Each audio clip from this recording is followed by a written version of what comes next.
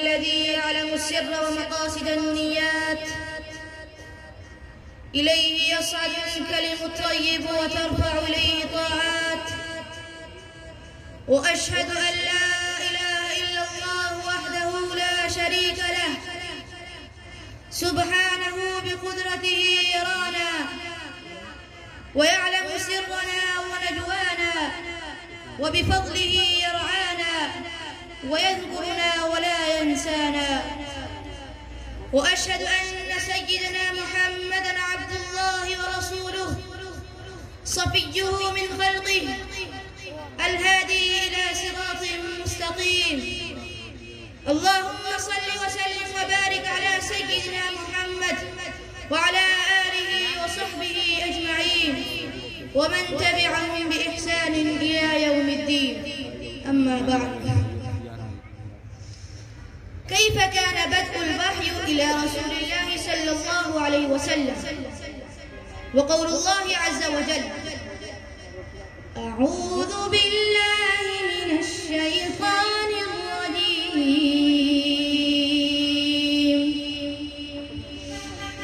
إنا أوحينا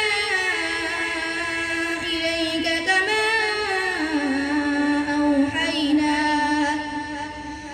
كما أوحينا إلى نوح والنبيين من بعده. حدثنا الحميدي قال حدثنا سفيان قال حدثنا يحيى بن سعيد الأنصاري قال أخبرني محمد بن إبراهيم التيمي أنه سمع علقمة بن وقاص الليثي يقول: سمعت عمر بن الخطاب رضي الله تعالى على المنبر يقول: سمعت رسول الله صلى الله عليه وسلم يقول: إنما الأعمال بالنيات وإنما لكل امرئ ما نوى، فمن كانت هجرته إلى دنيا يصيبها أو إلى امرأة ينكبها فهجرته إلى ما هاجر إليه. أيها المستمعون الكرام والشيوخ العظام، والله هذا اللقاء من حسن سعادتي أن ألقي الدرس من الحديث الأول من صحيح البخاري، وأسأل الله جل وعلا أن يوفقني بإلقائه كما يليق بشأنه العظيم. فقال النبي صلى الله عليه وسلم: إنما الأعمال بالنيات. وقد بين العلماء فضل هذا الحديث ومنزلته، فقال بعضهم إنه ثلث الإسلام، وذلك لأن كسب العبد يقع بقلبه ولسانه وجوارحه، والنية أحد أقسامها الثلاثة وأرجحها. وقال الإمام البخاري رحمه الله: ليس في أخبار النبي صلى الله عليه وسلم شيء أجمع وأكثر فائدة من هذا الحديث. وقال الإمام الشافعي رحمه الله: حديث النية يدخل في 70 بابا من العلم. وقد بين هذا الحديث أهمية النية وفضلها، وأن قبول العبادة تتوقف على صحتها وسلامتها، كما في قوله تعالى: أعوذ بالله من الشيطان الرجيم. ومن أحسن دينا ممن أسلم وجهه لله وهو محسن، أي أخلص العمل لربه عز وجل. وقول الله تبارك وتعالى: أعوذ بالله من الشيطان الرجيم.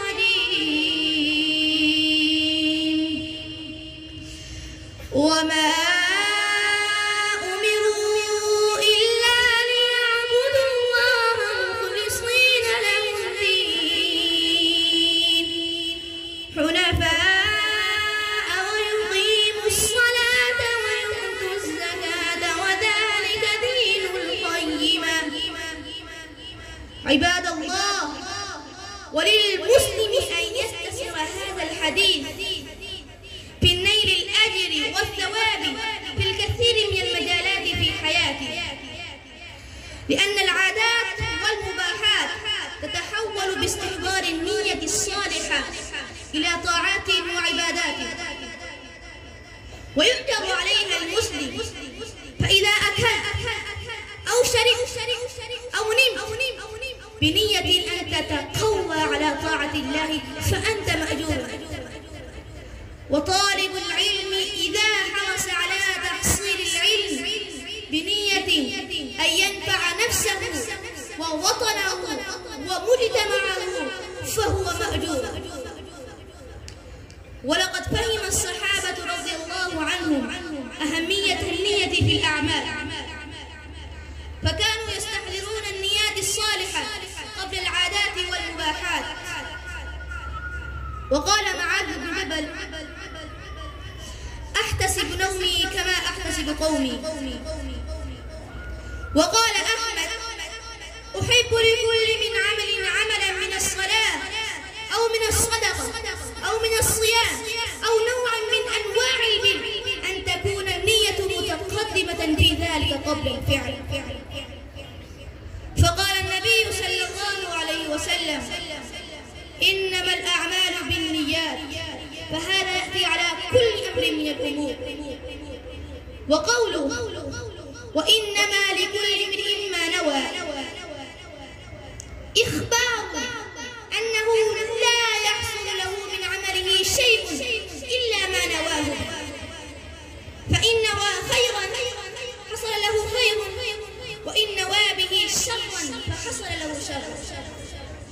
والنية في كلام النبي صلى الله عليه وسلم وسلف الأمة إنما يراد بها معنى الإرادة، ولذلك يعبر عنها بلفظ الإرادة في القرآن، كما في قوله تبارك وتعالى: أعوذ بالله من الشيطان الرجيم، منكم من يريد الدنيا ومنكم من يريد الآخرة.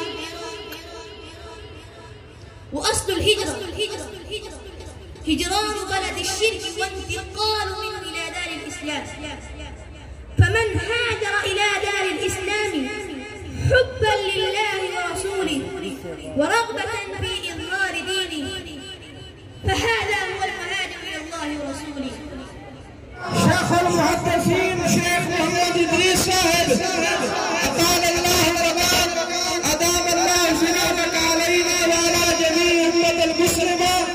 हम दिल की गहराइयों से समीम कल्ब से शुक्रगुजार हैं अपने मखदूम मुहतरम आज की इस महफिल के मेहमान गिरामी कद हमारे उस्तादों के उस्ताद और पाकिस्तान मुल्क वतन की अजीम दीनी दरसगाह जामिया हक्कानिया गोला फतह के शेख हदीस हजरत मौलाना शेख मोहम्मद इदरीस साहब दामत बरकातुहु व आलियतुहु को खुशामदीद कहते हैं, अहलन व सहलन मरहबा कहते हैं। शरीफ लाए हैं पाकिस्तान मरकजी रोज़ हिलाल कमेटी के चेयरमैन जानशीन इमाम सलातीन मौलाना अब्दुल खबीर आजाद साहब, और साथ ही लाए हैं जमीयत उलमा इस्लाम के सेक्रेटरी तलाआत अपने खतीब उल हस मौलाना मोहम्मद अमजद खान साहब दामत बरकातुहु व आलिया। तमाम मेहमानान गिरामी का दिल की गहराइयों से शुक्रगुजार है और दुआ गो है हक तआला शानुहु आप हजरात को जज़ा खैर अता फरमाए, आपका साया हम सब पर दादेर सलामत का करामत फरमाए। तशरीफ फरमा हूँ जज़ाकुमुल्लाहु खैरा। तशरीफ फरमा हूँ معنى الإرادة، ولذلك يعبر عنها بلفظ الإرادة في القرآن، كما قول الله تبارك وتعالى: أعوذ بالله من الشيطان الرجيم،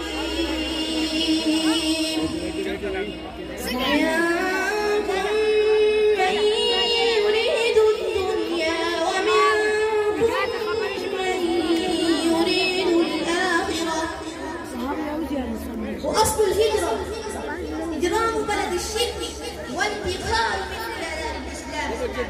فمن هاجر إلى دار الإسلام حبا لله ورسوله فهذا هو المهاجر إلى الله ورسوله. فمن كانت هجرته لطلب دنيا يصيبها أو إلى امرأة ينكحها فهجرته إلى ما هاجر إليه.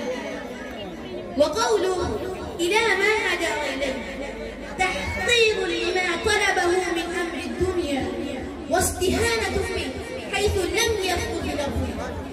وسائر الأعمال كالهجرة في هذا المعنى، فصلاحها وفسادها بحسب النية الباعثة عليها كالحج والجهاد وغيرهما. وفي الصحيحين أن أعرابيا قال: يا رسول الله، الرجل يقاتل للمغنم، والرجل يقاتل للذكر، والرجل يقاتل ليري مكانه، فمن في سبيل الله؟ فقال النبي صلى الله عليه وسلم: من قاتل لتكون كلمة الله هي العليا فهو في سبيل الله. وقد عزز الإسلام بهذا التوجه لبناء مجتمع يقوم على هذه النية الصالحة، حتى إذا تمكن من تحقيقها عمر الأرض بالعمل الصالح. فقال النبي صلى الله عليه وسلم: إن الله كتب الحسنات والسيئات ثم بين ذلك، فمن هم بحسنة فلم يعملها فكتبها الله عنده حسنة كاملة، وإن هم بها فعملها فكتبها الله عنده 10 حسنات إلى 700 ضعف وإلى أضعاف كثيرة. وإن هم بسيئة فلم يعملها فكتبها الله عنده حسنة كاملة، وإن هم بها فعملها فكتبها الله عنده سيئة واحدة. فانظروا يا عباد الله، فانظروا يا عباد الله كيف عد مجرد النية الصالح للعمل الصالح ثوابا، وضاعفه بأداء العمل الصالح. فاللهم أصلح لنا نياتنا وسدد أقوالنا وأعمالنا، ووفقنا لطاعتك وطاعة من أمرتنا، عملا بقولك: يا أيها الذين آمنوا أطيعوا الله وأطيعوا الرسول وأولي الأمر منكم. بارك الله لي ولكم في القرآن العظيم، ونفعني وإياكم بما فيه من الآيات والذكر الحكيم بسنة نبيه الكريم صلى الله عليه وسلم. آمين برحمتك يا أرحم الراحمين. ما شاء الله. هذا كان أمام حضراتكم الشيخ محمد ثمام رباني من صف اللغة العربية للحفاظ، الذي كان يلقي درس حديث الأول من صحيح البخاري.